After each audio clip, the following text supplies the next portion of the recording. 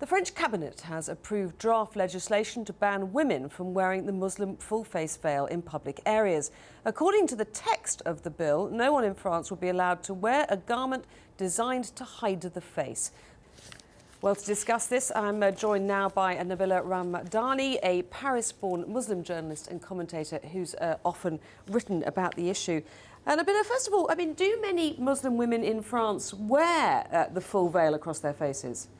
Well, actually, interestingly enough, numbers of women who actually wear the burqa vary between a few hundreds and 2,000 at the most. So we're really talking about a handful of women, literally. Because, I think France's Muslim population is around 5 million or something. So 5 to 6 million Muslim people in France, the largest Muslim population in Europe. So why introduce legislation, do you think, when it concerns such a small number of women?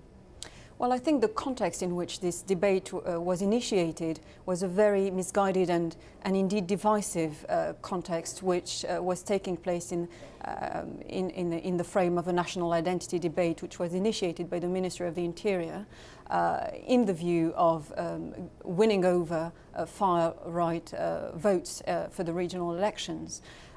So I think the frame of the debate was fundamentally flawed. And this isn't a new issue in France, is it? Because, a few years ago, wasn't there a huge row over the wearing of headscarves in schools?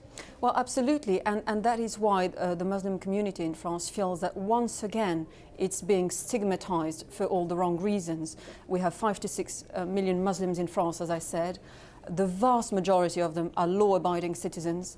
And they feel that indeed the French government is not addressing the most pressing problems that they're facing, i.e. discrimination at school, in housing, in accommodation, or, dare I say, the lack of decent places for worship.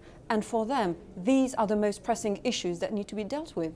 On the other hand, a lot of non-Muslims would say that the sight of a woman with her face covered is very divisive. They find that very threatening. What do you say to those people?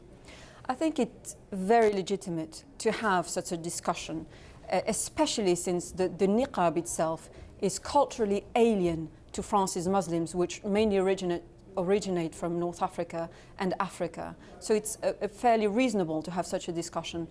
But it should have been brought about in a more discreet and indeed sensible manner, as it is a hugely sensitive issue. We're talking about people's freedom in the end and their faith.